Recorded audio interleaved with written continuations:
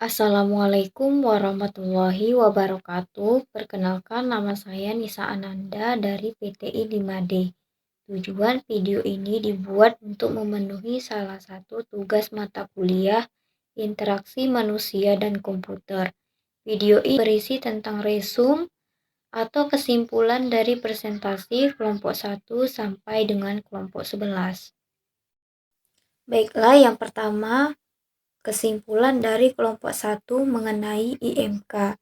IMK adalah bidang yang terus-menerus berkembang dengan kemajuan teknologi yang terus-menerus menghadirkan tantangan dan peluang baru.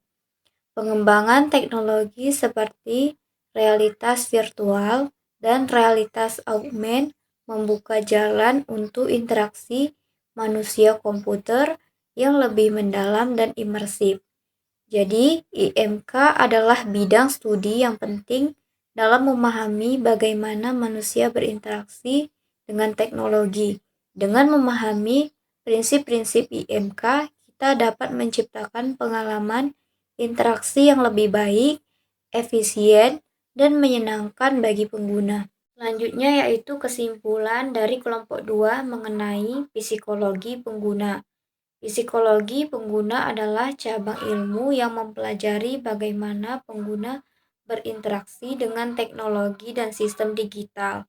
Dalam konteks interaksi manusia dan komputer, psikologi pengguna memainkan peran penting dalam memahami perilaku, persepsi, dan kebutuhan pengguna untuk menciptakan pengalaman yang efektif, efisien, dan memuaskan. Selanjutnya yaitu kesimpulan dari kelompok 3 mengenai desain antarmuka pengguna atau user interface.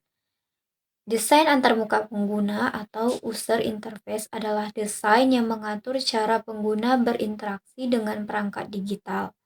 UI mencakup segala sesuatu yang dilihat, disentuh, atau diinteraksikan oleh pengguna saat menggunakan perangkat. Elemen-elemen yang termasuk ke dalam desain UI seperti tata letak, tipografi, skema warna, elemen interaktif, tombol, menu icon, scrollbar, dan logo. Selanjutnya yaitu kesimpulan dari kelompok 4 mengenai desain antarmuka pengguna.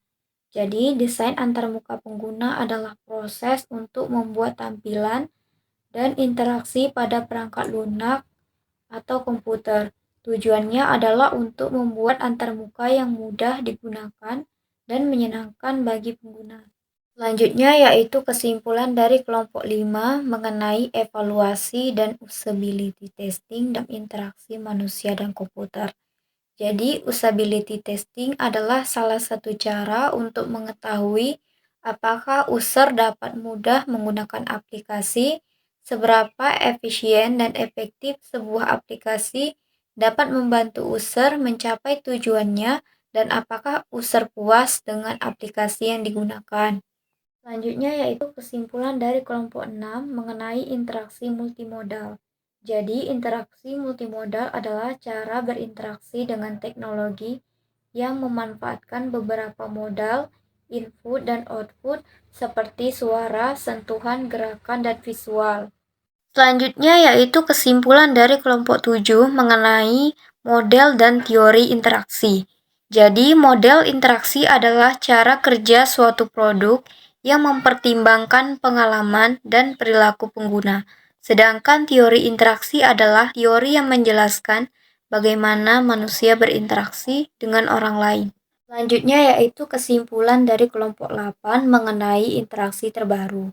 Jadi, interaksi terbaru dipengaruhi oleh perkembangan teknologi seperti kecerdasan buatan (AI), realitas virtual (VR), augmented reality (AR), dan Internet of Things telah mengubah cara manusia berkomunikasi, bekerja, belajar, dan berhubungan dengan dunia sekitar.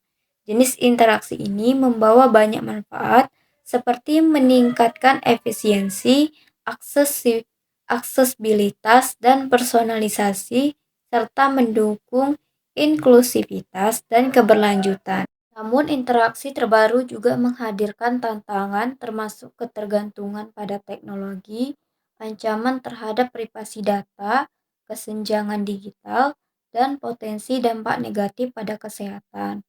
Oleh karena itu diperlukan keseimbangan dalam memanfaatkan teknologi dengan memastikan literasi digital, kebijakan privasi yang kuat, dan upaya untuk mengurangi kesenjangan akses teknologi. Selanjutnya yaitu kesimpulan dari kelompok 9 mengenai pengalaman pengguna atau user experience. Jadi, pengalaman pengguna atau user experience adalah perasaan yang dirasakan pengguna saat berinteraksi dengan suatu produk, layanan, atau sistem. Sementara itu, antar muka pengguna atau user interface adalah bagian dari produk yang memungkinkan pengguna berinteraksi dengannya. Selanjutnya yaitu kesimpulan dari kelompok 10 mengenai desain interaksi mobile. Jadi, desain interaksi mobile adalah bagian integral dari pembuatan aplikasi yang sukses dengan memperhatikan prinsip-prinsip dasar desain seperti konsistensi, kesederhanaan, aksesibilitas, dan responsivitas. Pengembang dapat menciptakan pengalaman pengguna yang tidak hanya efisien, tetapi juga menyenangkan. Selanjutnya yaitu kesimpulan dari kelompok 11 mengenai prototyping dalam interaksi manusia dan komputer. Jadi, contoh prototyping dapat berupa yang pertama ada asisten virtual. Asisten virtual seperti Siri atau Google Assistant dapat membantu pengguna dengan berbagai tugas seperti mengatur jadwal, mencari informasi. Selanjutnya ada game edukatif. Game edukatif dapat dirancang untuk menghibur dan mengajarkan pengguna tentang berbagai topik. Selanjutnya ada aplikasi kesehatan. Jadi, aplikasi kesehatan dapat memberikan motivasi dan tips untuk membantu pengguna mencapai tujuan kesehatan mereka. Mungkin hanya inilah yang dapat saya sampaikan mengenai resume dari kelompok pertama sampai dengan kelompok 11. Saya akhiri dengan Assalamualaikum warahmatullahi wabarakatuh.